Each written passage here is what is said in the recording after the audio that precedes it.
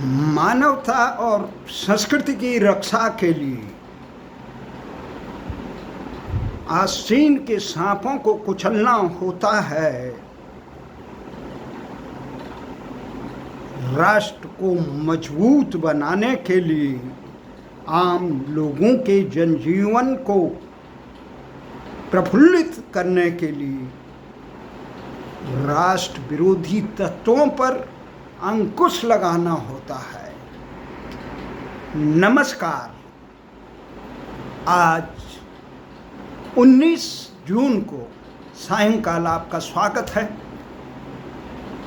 प्यारा उत्तराखंड विश्व समाधान मंच में आज की प्रमुख खबरों पे आने से पहले एक संक्षिप्त नज़र डालते हैं संसार की घटनाओं में। यहाँ यूक्रेन और रूस का महीनों से युद्ध चल रहा है, वहीं इजराइल और ईरान के बीच 7-8 दिन में घमासान मचा है। घात प्रतिघात से उसमें अमेरिका, रूस, चीन इत्यादि देशों के कूदने से तीसरे विश्व युद्ध का बादल मंडरा। वहीं भारत की राष्ट्रपति आज सीमांत प्रदेश उत्तराखंड के दौरे पे गई हैं। वहीं हिमालय की पावन घाटी में, पावन हिमालय में दिव्य चमत्कारी कोटलेश्वर महादेव के श्री महंत खीमा भारती जी महाराज आज भगवान शिव के श्री चरणों में लीन हो गए। उससे पूरे बद्री केदार क्षेत्र के जो नारायण क्षेत्र है, उत्तरी कड़ाकोट में शोक की लहर छा गई। इन तमाम खबरों के बीच भारत की वायु सेवाओं में जो तकनीकी कारणों से गड़बड़ हो रहा है, उससे यात्रियों को भारी परेशानी का सामना करना पड़ रहा है। इन तमाम घटनाओं से की दूसरी तरफ आज हम जो प्रमुख खबर पर, जो प्रमुख विषय पर, देश और मानवता के लिए झकझोर देने वाले विषय पर, क्योंकि मानवता की रक्षा के लिए, भारत की रक्षा के लिए एक ही सूत्र है, वो है भारतीय संस्कृति। और भारतीय संस्कृति भारतीय भाषाओं द्वारा संचालित होती है। कुछ दिनों से ये देखा गया।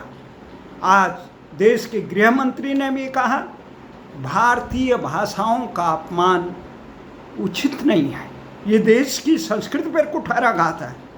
हमारा तो ये मानना है कि जो लोग भारतीय भाषाओं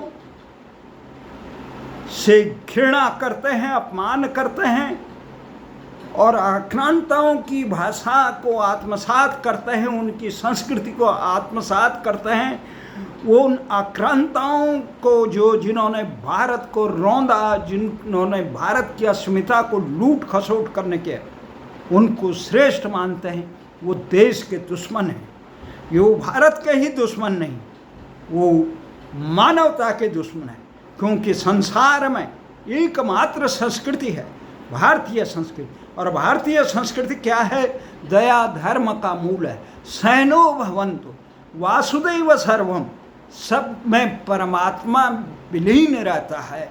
जड़ चेतन में या देवी सर्वभूतेषु ब्रह्म विष्णु शिव शक्ति राम कृष्ण जड़ चेतन सर्वरूपेण सस्यताम नमतस्यै नमतस्यै नमतस्यै नमः। ये हरिहर की संस्कृति है, ये शिव शक्ति की संस्कृति है, श्री विष्णु की संस्कृति है। यहाँ भारत के कण कण में शिव और भारतीयता शिव कल्याण का प्रतीक है, जिसमें ये कहा गया है, जयशंकर प्रसाद, औरों को हंससे देखो मनो हंसो और सुख पाओ, अपने सुख को विस्तृत कर लो, सबको सुखी बनाओ। वो वासुदेव सर्वम, सबके कल्याण में ही अपना कल्याण देखने वाला, परंतु कई सालों से भारत की जो संस्कृति रही है वो विदेशी आक्रांताओं, लूट खसोट करने वाले आक्रांताओं और पदलोलूप नेताओं के कारण जमींदोज की गई। आम जनता में उसके जो मूल गुण हैं वो प्रभाव बंद हो रखा है। इस कारण ये देखा गया है भारतीय संस्कृति के खिलाफ विश्वमन करने वाले, भारत के नाम के खिलाफ विश्वमन करने वाले, भारतीय भाषाएं जो 8वीं अनुसूची में जो 2 दर्जन के करीब भारतीय भाषाएं हैं, जो भारत के आराध्य युग पुरुष हैं, जो भारतीय संस्कृति के ध्वजवाहक हैं, जो भारतीय संस्कृति है जियो और जीने दो, सबके सुख में अपना सुख निहित बने, उसके खिलाफ काम करने वाले राष्ट्रद्रोहियों की, मानवता द्रोहियों की, जो भारत के संस्कृति के खिलाफ काम करते हैं, षड्यंत्र करते हैं, धर्मांतरण करते हैं, यहाँ पे घुसपैठ करके राष्ट्रांतरण के लिए यहाँ घुसपैठ को प्रश्रय दे रहे हैं, जो केवल ये कहते हैं हम ही रहें और कोई न रहे, जबकि भारत ने सबको आत्मसात करने का बहुत, यहाँ सभी सर्वभूते ही सुहिता रहता, सर्वभूतों सारे जड़ चेतन के कल्याण के लिए समर्पित जो भारतीय संस्कृति, उस संस्कृति के खिलाफ, उसकी भाषा के खिलाफ, क्योंकि भाषाएं ही तमिल, तेलुगु, उड़िया, हिंदी, संस्कृत,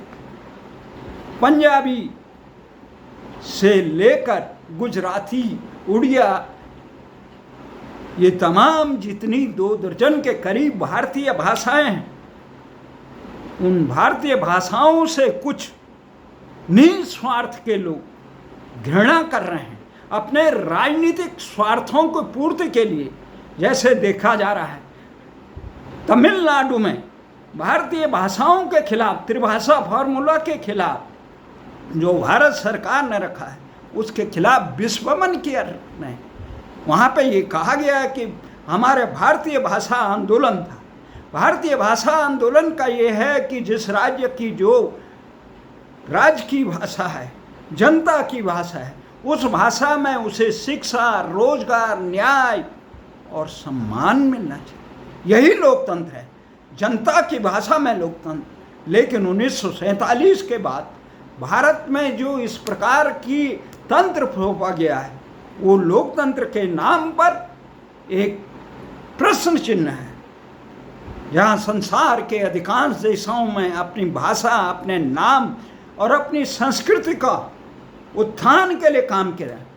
इज़राइल की भाषा हिब्रू जो मृतप्राय भाषा थी 2500 सालों तक, उन्होंने आज उसको इतना मजबूत बना दिया कि संसार के तमाम देशों को, तमाम विरोधियों को होने के बावजूद उन्होंने अपने देश को विकसित से विकसित और महाशक्ति के रूप में बना दिया। वहीं टर्की के कमाल पाशा ने जो टर्की में अपनी भाषा का परचम फैलाया, परंतु दुर्भाग्य है भारत में जहाँ की ज्ञान विज्ञान की भाषा संस्कृत और भारतीय भाषाएं हिंदी, तेलुगु, तमिल, उड़िया से लेकर गुजराती, मराठी से लेकर तमाम भाषाएं, उन भाषाओं के होते हुए जिनका प्राचीन समृद्ध इतिहास है, जो उन भाषाओं को ये सिंधी, गुजराती, जितनी भी भाषाएं हैं, असमी, मणिपुरी, इन तमाम भाषाओं को जो 8वीं अनुसूची में मान्यता प्राप्त है, अन्य बोलियां हैं, वो भारतीय भाषाएं हैं। भारत हिंदी परिवार की भी कई भाषाएं हैं, अवधी से लेकर मैथिली से लेकर कई भाषाएं हैं, वो सब मातृभाषा है। संसार का ये है कि मातृभाषा में ही ज्ञान विज्ञान के द्वार खुलते हैं, आदमी के विकास के द्वार खुलते हैं। संसार के तमाम देशों में ये शिक्षा दी जाती है, परंतु दुर्भाग्य है भारत का 1947 में अंग्रेजों के जाने के बाद इस देश में उन्हीं अंग्रेजों की भाषा, अंग्रेजी द्वारा शासन, न्याय, रोजगार और सम्मान की भाषा बन गई। जिन अंग्रेजों ने भारत को 200 सालों तक गुलाम बनाया, लाखों माँ भारती के सपूतों का कत्लेआम किया, जिन्होंने इस देश के अरबों खरबों की दौलत लूटी, उन तमाम विदेशी आक्रांताओं के भाषा भारत में बलात् आज भी तमाम षड्यंत्रों में, कहीं कॉमनवेल्थ सेक्रेट का जो षड्यंत्र चल रहा है, कहीं धर्मांतरण का वो चल रहा है, तमिलनाडु में इतना जहरीला बना गया है, भारतीय भाषाओं के खिलाफ इतना विष वमन किया है। जहाँ कन्नड़ की बात हो रही है, कर्नाटक में भी इस प्रकार से वहाँ के बैंक के अधिकारियों के साथ जिस प्रकार से बर्ताव किया जा रहा है केवल भारतीय भाषा बोलने पर। महाराष्ट्र के कुछ जनता की नज़रों में नकारे जिन्होंने जन विश्वास नहीं जीत पाए, वो अपनी राजनीतिक महत्वाकांक्षा को सबल करने के लिए भारतीय भाषाओं का अपमान कर रहे हैं।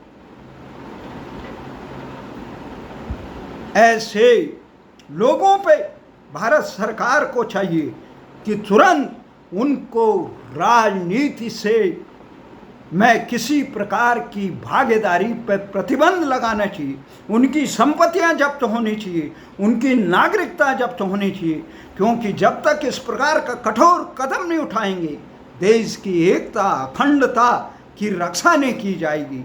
शासन का इकबाल बुलंद रहे, इसके लिए मजबूती से कदम उठाएं। जैसे भारतीय संस्कृति में इस प्रकार से कहा गया है, भारतीय शास्त्रों, भले ही देश के तमाम राजनेता ये कहें युद्ध नहीं, ये युद्ध का समय, युद्ध कौन करता है? भारतीय संस्कृति में ये देखा गया है, चाहे कुरुक्षेत्र के मैदान में हो, चाहे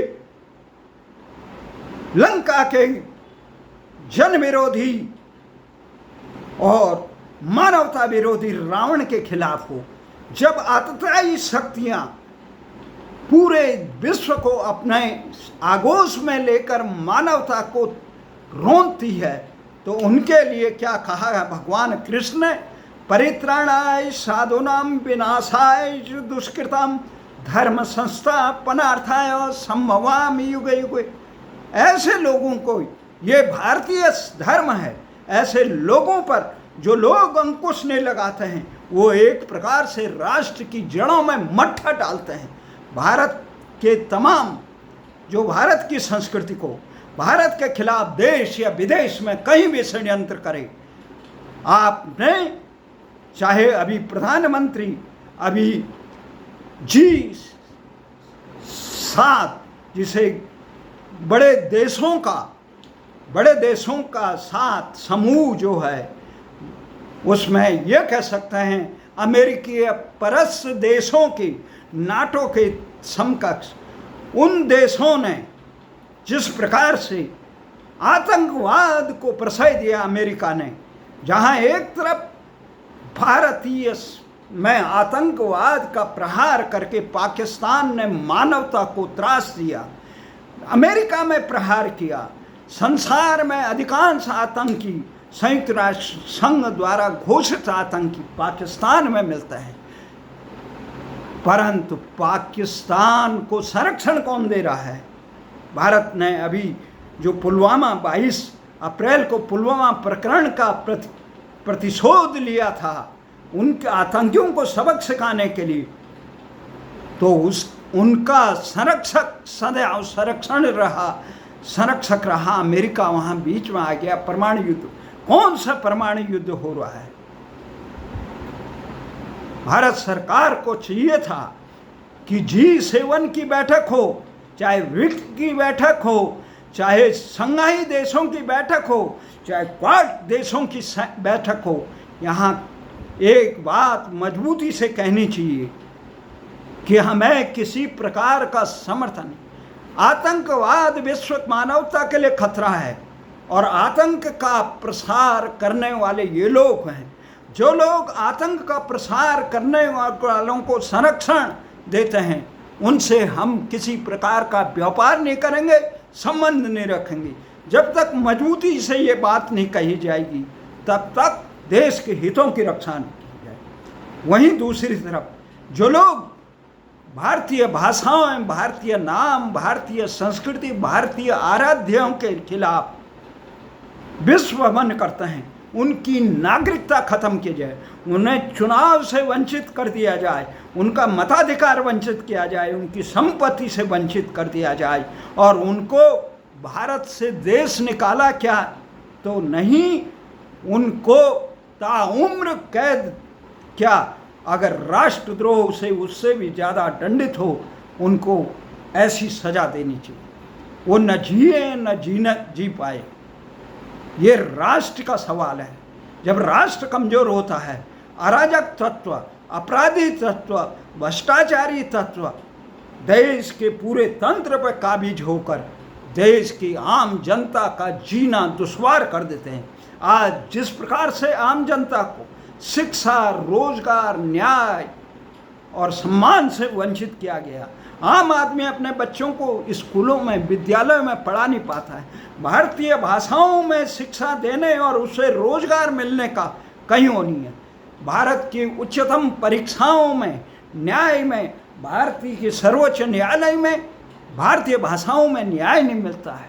वहाँ की भाषा, उच्च न्यायालय और सर्वोच्च न्यायालय की भाषा अंग्रेजी है।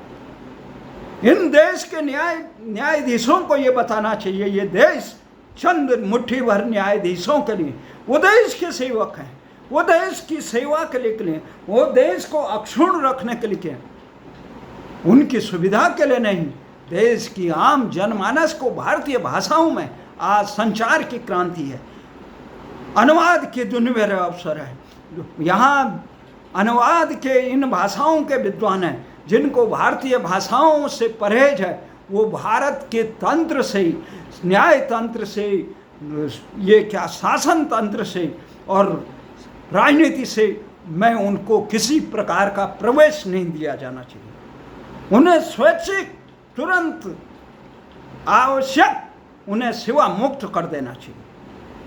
और तो और अगर इससे भी अधिक होता है, इस देश में जब तक इनको उम्र कैद और संपत्ति से वंचित, मताधिकार से वंचित नहीं किया जाएगा, तब तक देश की रक्षा नहीं हुई। क्योंकि आसीन के शाम इतने ज़्यादा हो गए हैं। भारत में अभी जो पाकिस्तान पे आक्रमण किया, उसको अमेरिका ने जिस प्रकार से हस्तक्षेप किया, जिस समय कारगिल प्रकरण में हस्तक्षेप किया, संसद हमले के प्रकरण में हस्तक्षेप किया, मुंबई प्रकरण में हस्तक्षेप किया, 1971-72 में बांग्लादेश में जो मानवता का त्राहिमाम किया था उसको बचाने, और से और शर्मनाक बात, अमेरिका के राष्ट्रपति ने, ट्रंप ने, जो अपने निज स्वार्थ के लिए, जो अमेरिका की पॉलिसी के लिए, हम तो जो बाइडेन की बात कह रहे थे, परंतु जो बाइडेन नहीं, अमेरिका की सत्ता चाहे डेमोक्रेटिक के हाथ हो, रिपब्लिकन के हाथ हो, अमेरिका की नीतियाँ वहाँ के कैनी हेस्टन की तरफ वो रहती है जो अमेरिका विश्व में ग्रेट बनाना है। इसलिए उन्होंने पाकिस्तान के सेना प्रमुख को, एक तो उनके जो मिलिट्री दिवस उसकी परेड में मुख्य अतिथि बुलाया, और दूसरा कल राष्ट्रपति ने भोज में, हो सकता है वो ईरान हमले में अपने प्यादे पाकिस्तान का प्रयोग करके इस्लामिक देशों की आंखों में धूल झोंकने का काम करे विश्व के। परंतु हमारा ये मानना है, अगर इस मानवता का लिए के लिए जो परमाणु बम बनाकर ईरान दोषी है, इजराइल तो अपने हितों की रक्षा कर रहा है, उसकी बात नहीं, परंतु अमेरिका जो कह रहा है कि ईरान को कोई हक नहीं है, संसार में किसी को हक नहीं है कि वो परमाणु बम बना के विनाश करे, उससे भी ज़्यादा अमेरिका ने तो नागासाकी और हिरोशिमा में निर्दोष लोगों को मारा। जो गुनाहगार थे वो टोक्यो में थे, शासन तंत्र में थे, उनको तो माफ कर दिया गया। निरपराध लोगों को मारा गया हिरोशिमा।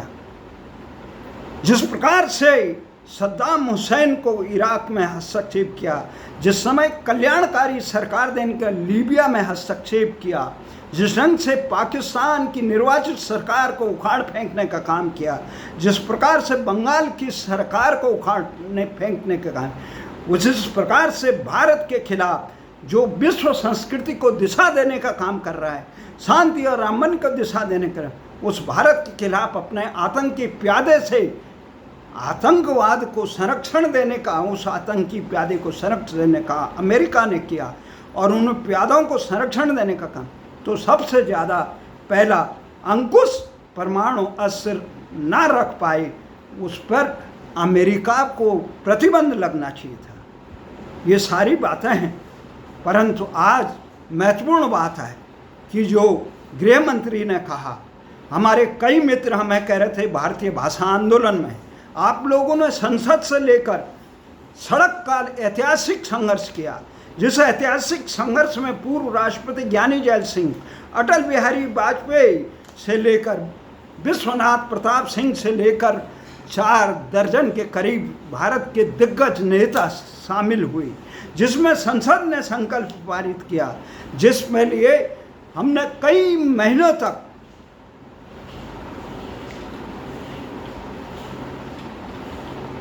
राष्ट्रीय धरना स्थल जंतर मंतर से प्रधानमंत्री कार्यालय तक हमेशा पदयात्रा करके महीनों तक वो ज्ञापन दिया। और उसके बाद कोरोना काल में जब तालाबंदी हुई देश में, तो उसके बाद आज तक इंटरनेट पे हमेशा प्रधानमंत्री को उनके इंटरनेटी अकाउंट में, इंटरनेट के माध्यम से, ट्विटर के माध्यम से उनको ज्ञापन दिया जाता है देश को अंग्रेजी और इंडिया की गुलामी से मुक्त। संसार में एकमात्र देश है जो अपने संस्कृति, अपने नाम, अपनी भाषा को मिटाने का काम करके देश के नौनिहालों को गुलामी का जहर पिला रहे हैं, क्योंकि इस देश के लाखों करोड़ों बच्चे हर दिन अंग्रेजी का विषपान कर रहे हैं। जो काम इंग्लिश एजुकेशन एक्ट स्थापित करके 1835 में लॉर्ड मैकाले और अंग्रेजी शासन ने किया था, वो काम आज़ादी के बाद भी बदतर जारी है। इन्हीं आशा और विश्वास के साथ देश में फिर सवेरा होगा, वो देश के जाबाज लोग फिर पैदा होंगे जो इस देश को इस गुलामी की जंजीरों से मुक्त दिलाएंगे। जय भारत, जय।